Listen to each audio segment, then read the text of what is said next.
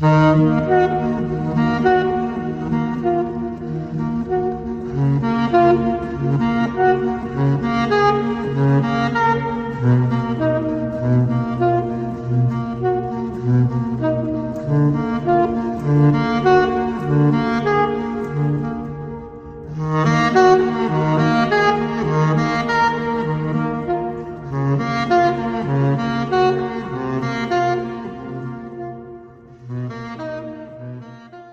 going on, guys? Today we're going to do a little chest day walkthrough, and I'm going to explain how I train chest, how I built my chest over the years, and everything I've learned over my pretty much 4 years training. I've researched myself, I found what works best for me.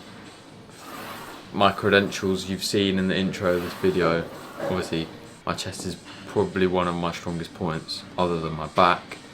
So yeah, I'm going to teach you how to grow a chest, and first things first, we want to prioritise upper chest. So we want to start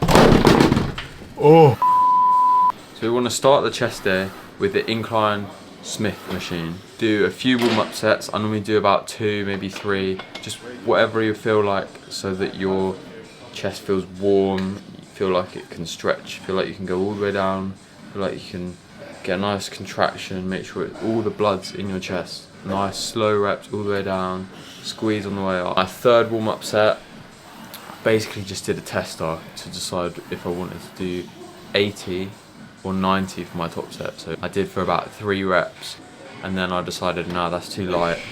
We're gonna go for 90 today. First set of that, I got 8 reps, I think. We wanna build some proper muscle here. So I like to progressive overload more on this movement. So go a bit heavier. So normally do between 8 and 10 reps. And when I reach the 10 rep range, I'll up the weight. And then we did a drop set on the last set, which you're seeing now, which is basically, I went from 80 to 60 to 50, straight after each other, trying to get the same amount of reps each time. And I just feel like drop sets, for me, high volume training, obviously still progressive overloading. You can't really do high volume training and not progressive overload because you won't grow. They make my pump like insane, but I only do them on the last sets. So on the 3rd set of something, I'll do a drop set, whether it be dropping the weight once or dropping the weight twice like you've just seen. So our next movement will be flat machine press, so plate loaded machine press, as you can see here.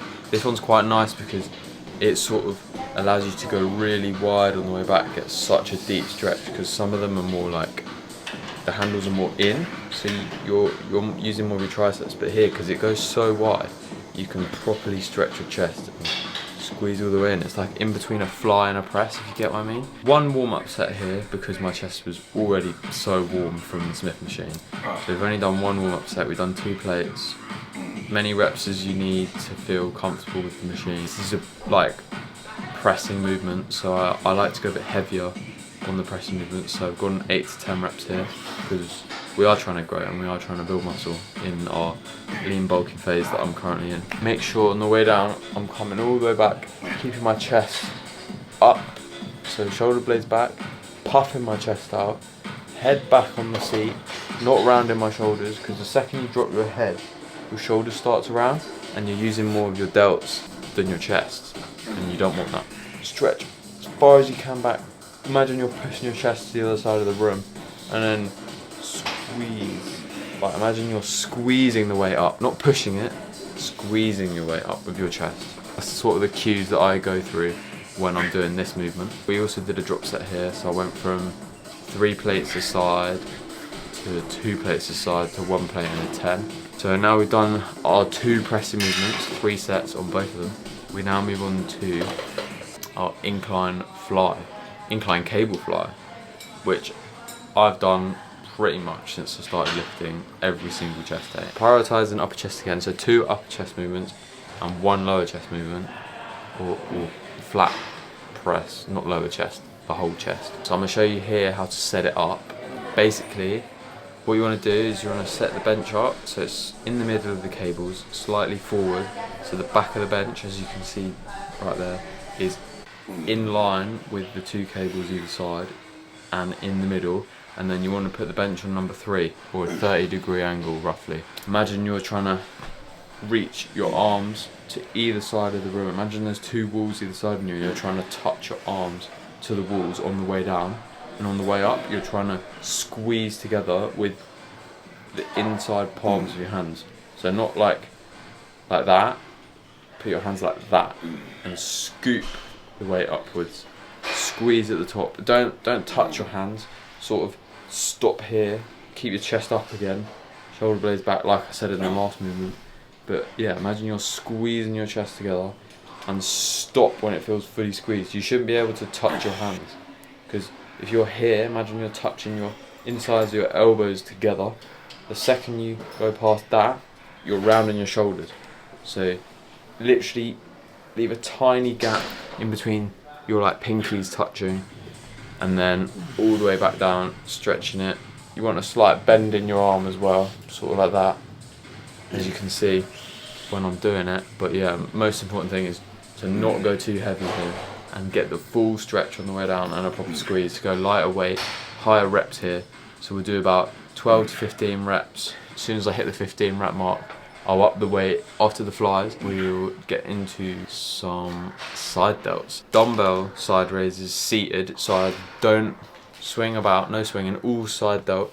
I like to do proper warm up here, like 2 or 3, maybe 4 warm up sets to make sure my side delts are properly warm, like, so I'm ready and I feel like I can attack the top set, if you get what I mean. Like my first set needs to be like all out. So I like to do about maybe between 10 and 12 reps on this, normally about 12. And I'm on the way up, I'm holding the weight for like maybe half a second, really contracting my side delts. Imagine I'm bringing my pinkies to the sides of the room, like reaching out and up instead of moving my elbows, sort of going with my pinkies and pushing it out into the side of me. I do 4 sets here, okay? Because on this chest day, or on this push day, I do 2 side delt movements, as you'll see. Another one's coming, so I do cables today as well. And then on my other push day, which will be on a Friday, I do a press and then the dumbbell side raises. I'm trying to grow specifically my side delts, so we don't need any more front delt in today's push day. Nice little trick that I got from Ryan Terry, Mr. Olympia Men's Physique. Probably the best shoulders out there. So you basically run the rack. So me, I'll go from 12 to 10 to 7 to 5, and then I stand up, and after all of that, straight I grab a 15s, and I do about 15 reps, heavy weight, sort of partial, only to about here, just to finish off side delt in its lengthened position. If you trains literally the last bit of range of motion you have left after that drop set. And after side delts, now we're going to get onto some triceps. So I like to do a heavy sort of compound movement for the long head of my triceps, big head at the back, basically the meatiest bit of your tricep, the bit that hangs down. I like to do these dumbbell skull crushers, 8 to 10 reps, nice form, nice slow on the way down. But on the way up, I'm imagining I'm pushing up and back to like a wall behind me instead of just up, because the second you push just up, the second you get to here, the weight, there's no tension on the tricep because it's all the weight's over your elbow and over your shoulder joint. But if you keep your arm back like this, and imagine you're pushing up and back, when you get to the top of the movement, your triceps still engaged. So it keeps all the focus on your tricep. When I can't get any more reps, I bring the dumbbells in front of me, I do a press up and let the eccentric motion come down really slow, and I do that for about 2 or 3 reps just to get the extra stretch on the tricep at the end of the movement. And then we'll go on to a rope push down on the cable. I use this strap, so it's got like loops and it takes the pressure off your hands, so there's no grip involved, it's just all tricep. Putting your elbows glued to your side and pushing down, down and out. So imagine you're getting your pinkies and turning your wrists out and then squeezing as hard as you can your tricep, and then nice slow up. I like to flex my bicep right at the top to make sure my tricep gets the most amount of stretch. Don't go too heavy. Keep the elbows by your side. Don't let it swing in front of you, because then your shoulders get involved and your chest gets involved. Higher reps here on the triceps, so I do about 12 to 15 reps, and then when I can't get any more, I grab the rope or grab the strap closer together and higher up, and sort of keep my hands together and push forward in front of me, and you'll be able to get an extra between 5 and 10 reps at the end, because it's an easier position to press in. 2 sets there, and then we'll do 2 sets to finish off of a straight bar push down. But on the straight bar push down here, instead of pushing, like leaning over the bar and pushing down like you see people do, which kind of is literally like a dip, so you're using your chest, you're using your shoulder a little bit. I like to stand sort of back, up, chest up, elbows pinned to my side as normal, and imagining I'm pushing down and forwards in front of me with the palm of my hand. Your palms are over, like have them over the bar. We focus on the squeeze as well. I like to do 10 to 12 reps on these normally. 2 sets again, drop set on the last set. And yeah, literally triceps is all about this stretching all the way, the full range of motion, and then squeezing. It's literally, my triceps are blown up. I've half the weight that I did last year, and my triceps are bigger. Like, I used to do 25s on the skull crushers, and now I do 17s, but my triceps are like double the size of what they were. So trust me, drop your ego and just focus on the muscle you're trying to work. To finish off the push day, little emphasis on the side delt like I said. So we've got 2 side delt movements. We have cable side raise, 2 or 3 sets here. And I'll drop set the last set as well. And the same sort of thing as the dumbbells, imagining I'm pushing my arm out to the side of the room instead of just raising my elbow.